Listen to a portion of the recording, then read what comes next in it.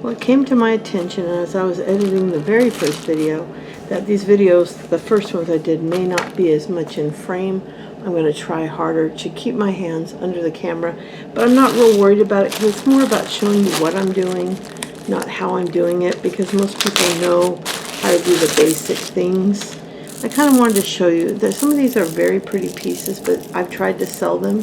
This one, in fact, was listed for quite a long time and just never would sell. But look at these beautiful beads, and look at these gorgeous spacers. So I'm going to take this up off. Well, let's see, I probably can do this real quick and show you. What I'm going to do is take my wire cutters and just kind of get in here, underneath here, and cut this off to start so I can get this beautiful ring off. It has rhinestones on the front. Is it all the way around? I guess they're all the way around. It's a little bit nicer version of some of the, and I'll do the other side as well. So I'll get over here and I'll go underneath this side and cut that one off as well. And that gives me the clasp, which this is a very nice clasp. Really quite pretty. And so I have both of these and the clasp. And then basically all I'll do now is I'll come up here right underneath, because see there's a crimp bead there. So I'll just crimp, I'll cut all three of these necklaces right under the first bead. And that way I'll be able to, now if I was smart I would have done this one at a time, but I'm going to end up with a big mess, but that's okay. We're okay, because I would have just done one strand. So in the future, if you do something like this, in fact I can stop it before I do any more mess. That way I'm only got one color at a time. See, I should have done it that way. There's a few of the light blue, see? These are like a light dusty blue, and these are in like a beautiful dark blue. So I'm going to take my little tray here. I've got a spare tray, and I'm going to put the beads on here like this. I don't have too many of the colored ones yet, thank goodness. I kept myself. Now here's one of those ones that are on the middle of the necklace. And then I'm going to get all the rest of the dusty blue, and then I can pull all these whites off the table. There's also some teeny tiny little blue ones that were up at the top here. Some of the little light blue ones that were at the top. Some of those may or may not, like this one here is, most of the finish is gone on it, so that will get thrown out. I don't know if you can see that, see? They're just cheap. I think they're a glass. They feel heavy. They may be a glass pearl. They feel like it. They are not real pearls. You can tell that for sure. And so the first one we got. So let's do this to make life easier. So since that one's done, we'll cut that. Oh, we got one more little bead on there. Then we'll cut that long strip off. Throw it away. Put this bead up here. So in the future, if I'm going to do this, I'll only undo one color at a time. I wasn't thinking. So let's do the light blue next. And I'm just going to pull all of the pieces off the string. See, like that. And then we'll cut that string off. And there are some more little ones on there. And I will check them out to see what's good and what's not. Now these are absolutely stunning. These darker blue, and I got another. Each strand has one of these gorgeous rhinestone rings. But I had this one listed in several different places for over a year. Never even got views on it. I mean, you can get by if you get some views and people show interest, but there was literally no interest in this gorgeous necklace. And so when I was taking my jewelry apart, I decided this would be one of the ones that would be taken apart for the gorgeous beads. Now here's the blue, the dark blue, and this is stunning. Okay, I start from up here, and I'll pull them all down. And again, this one also has, oops, let me get the last piece off, has one of those gorgeous rings. So off of this necklace, the things I got that were really fun were, I got 2 of these rhinestone rings, 3 of these and this gorgeous toggle clasp. And then on top of that, I got all these beautiful beads. Now I'm going to show you how it looks on a tray. This one was a very easy one to do, and many of them are. Some of them are a little bit harder to take apart, but this is what I ended up with, is this tray of goodies. And this was a necklace that was in one of my Goodwill boxes that I bought in a big lot. And so that ends up being some fun stuff. Now here's another one, very simple and easy to do. This has got a gorgeous glass pendant, and these are all glass beads. So what I'm going to do, figure out if it's wire or if it's, okay, it appears to be wire, so you're going to want to use a wire cutter. And I'm going to get right under, again, the first bead and cut. And then I can just pull it all off like that. Now, the lobster claw is very worn. You can see the coppery color through it. So I'm going to toss that. That's not worth keeping. But then I sit and I'll sort out the beads. And I've got this gorgeous striped glass, and these are all lampwork glass beads. I've got these pretty square ones. Then these nice silver beads, and this gorgeous blown glass pendant. And let me show you how this looks. This is to show you what you can get from some junk jewelry. Now I got all this stuff out of Goodwill boxes, so you know I had bought hundreds of, at least, let's put it this way, at least 100 pounds of jewelry over the years. And so out of this necklace I got the striped cylinder, I can't even speak today. I am so tired. Then these squares, and you can see they're not perfect, they're hand blown. This gorgeous pendant, and then these pretty kind of vintage looking antique silver beads. So that's a pretty good haul off of that necklace as well. So that's 2 necklaces that I've done really well on already. So let's move these out of the way and do another one. Let's see. These bracelets are easy. I'm not even going to cut that off on camera. Just cut it and take. These are jade or glass. I think they're stone. They're beautiful. That's an easy one to do.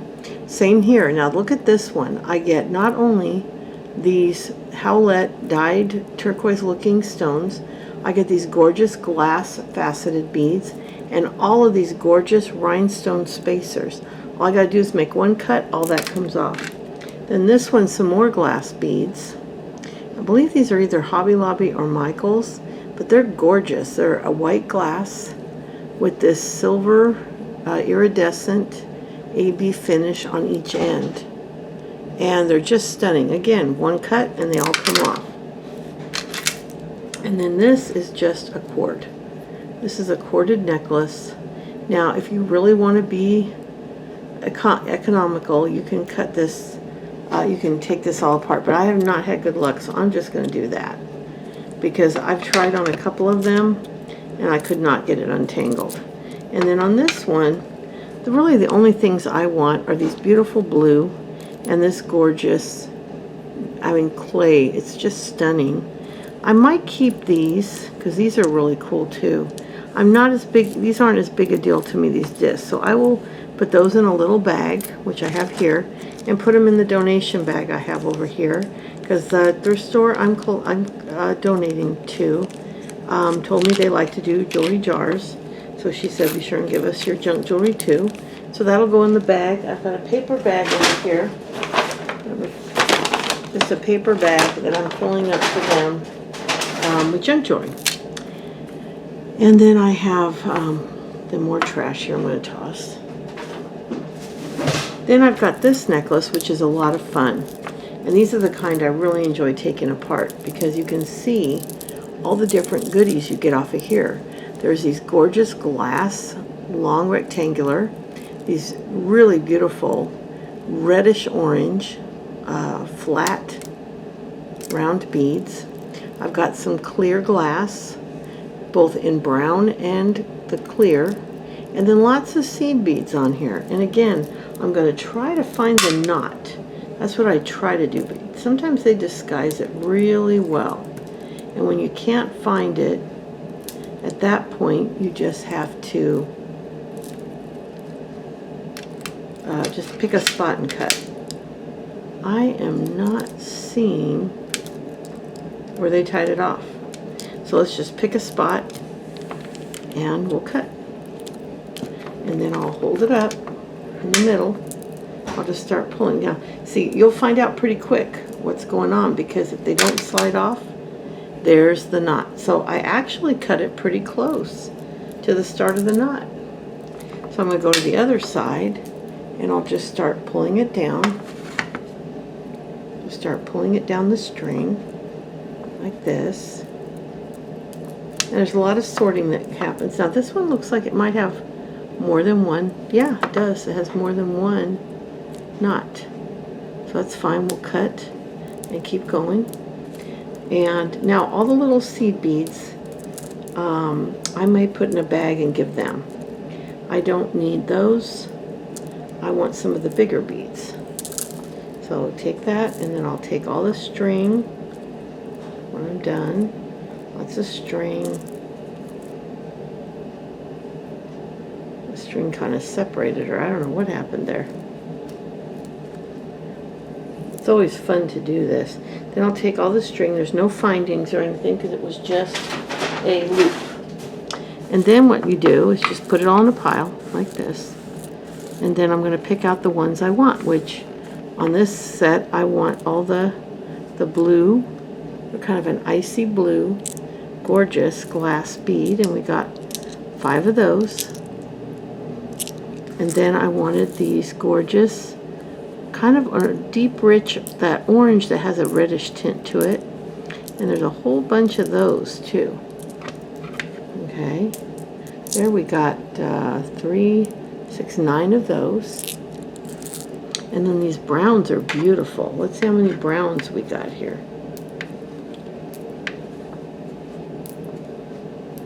We got 1, 2, 3, 4, 5, 6, 7, 8, 9, 10, 11, 12. About 13 of the brown. Okay. And then the clear. Let's see. And these are glass too, I think. Yep. Well, I just dropped one, so I'll have to find that one on the floor. I know there's probably a bead store on my floor right now. I've dropped quite a few beads. And it's on this hard floor, so they shouldn't be too hard to find. So I'm not even going to count those. There's a bunch of those. Nice clear. Oh, there's another one of the brown. And then I'll take all these really lovely seed beads, and I'll put those in a bag like this, and I'll donate those because I don't need these. These are a little bit bigger than I normally use. They look like a 12 or, I don't know, they're pretty big. I use an 11-0, an occasional 12. These are kind of big, the extra large seed bead. I don't know what size they would be. They look bigger than a 12, but somebody can use them, and they can go in a bead jar. So there we go. I can donate that to their little, their bead jar making. And where are we at? We're at 13 minutes. Let's see if I have one more piece I can take care of that you might enjoy seeing. Now here's one that's a little different. Let's see. Now this one is done differently. See how it has links.